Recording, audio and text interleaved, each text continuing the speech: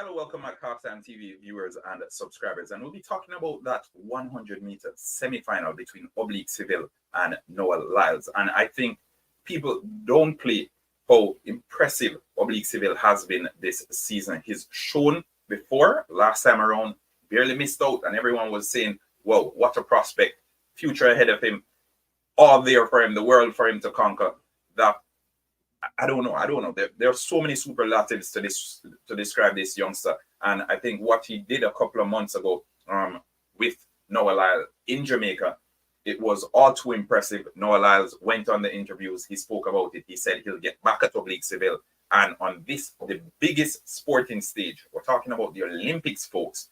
The Olympics, Oblique Seville, he came and he did what he did. We'll get to that in a couple of minutes, but remember, subscribe to Halftime TV if you haven't yet done so. Smash the like button on this video. Big shout out to the sponsors as well. Quick Link Shipping, RS Sports Store, and Zivara Enterprise. So thank you guys for supporting us. If you're new to Halftime TV, welcome to the channel. If you're a returning resident, welcome back.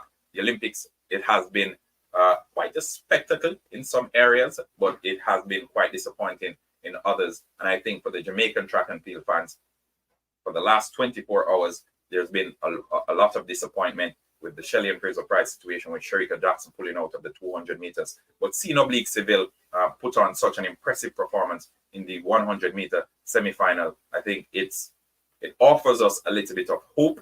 We feel a little bit better knowing that after all these years of drought on the male side in the sprints, the males are back. The likes of Oblique Seville, Kishane Thompson, Akeem Blake, although he didn't make it through to the final, he did came to the Olympics and gave a good showing. So I think Usain Bolt, Asafa Powell, he's in Paris now. They would have been proud looking on and seeing what the youngsters have been doing. Remember, Akeem Blake, Oblique Seville, Kishane Thompson, all less than 24 years of age. So they have so many years ahead of them, barring injuries, because we know how injuries can be. But to the Oblique Seville situation, a couple of months ago, is it a couple of months? Maybe a couple of weeks. Oblique Seville had Noah Lyles at the National Stadium in Jamaica, and they had a race. And I say a race because what a race it was. Oblique Seville was quick out the blocks. He got to just about 85, I want to say 90 meters of the 100. He glanced across at Noah Lyles, and he put a smirk on his face. So a subtle smile as he crossed the finish line, looking over at Noah Lyles to say, I thought you were closer. No, Noah Lyles went on a couple more interviews after that. He also went on to tweet and say he will get back at Oblique Seville for what he did. And I think coming into this race, it was hyped up. The cameras, naturally, we're watching it. For those in North America, you're watching it from American channels. They've been fixed on Noah Lyles from the warm-up area all the way through to the blocks. The cameras were only focused on Noah Lyles. He has been the man for track and field this year. He's been doing all the interviews. He's been taking all the headlines, all the controversy, you name it, the good, the bad, and the ugly. It's always been about Noah Lyles this season. Now, going into this race, as I mentioned before, Oblique Seville had little to no pressure on him. Little to no pressure, regardless of him running 9.82 earlier this season as his personal best and going into this particular race with 9.82 as his personal best. He had little pressure on him. And even with the pressure on him, I can't remember a time when it appeared as if he was flustered or he seemed worked up or any of that sort. No. He always looks as if he's focused, he's locked in on his races, and he usually runs his race.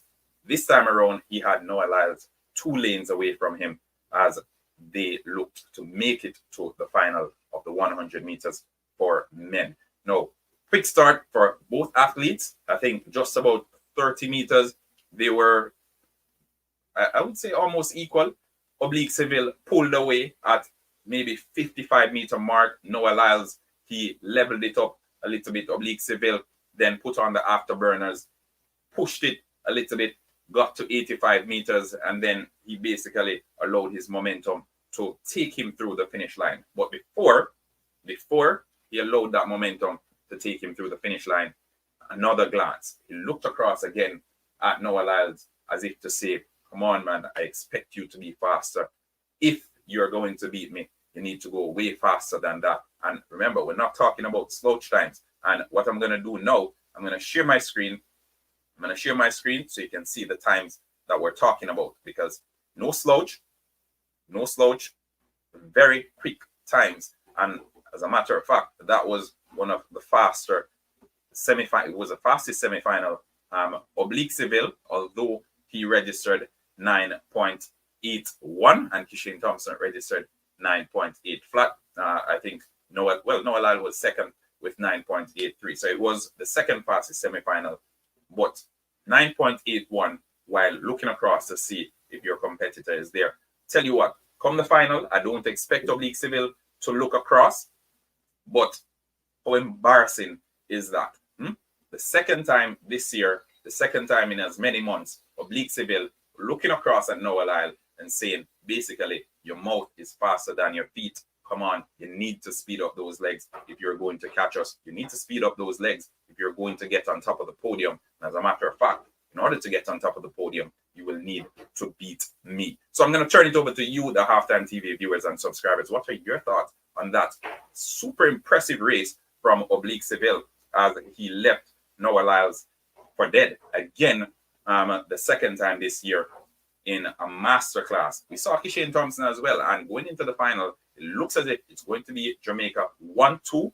Jamaica's hopes of a gold medal basically on the shoulders of these two gentlemen, Kishane Thompson and Oblique Seville. And so far, I must say, both of them look super impressive. It's very difficult to choose between two of them right now on the back of the performances that they've been given at these Olympic Games. Kishane Thompson coming into the Olympics, he was the one that everyone has been talking about, but Oblique Seville in the semi-final, he showed that he's not just here to take up space, he's not here to finish fourth or fifth, he's not here to finish outside the top three, he's here to get on the podium, and not just get on the podium, he's here to win the gold medal, even if it means beating his countryman, Kishane Thompson, in the process. So let's hear what your thoughts are on that magnificent race from Oblique Seville, Halftime TV viewers and subscribers. And remember, smash the like button and subscribe to the channel if you haven't yet done so. We'll talk soon. Peace.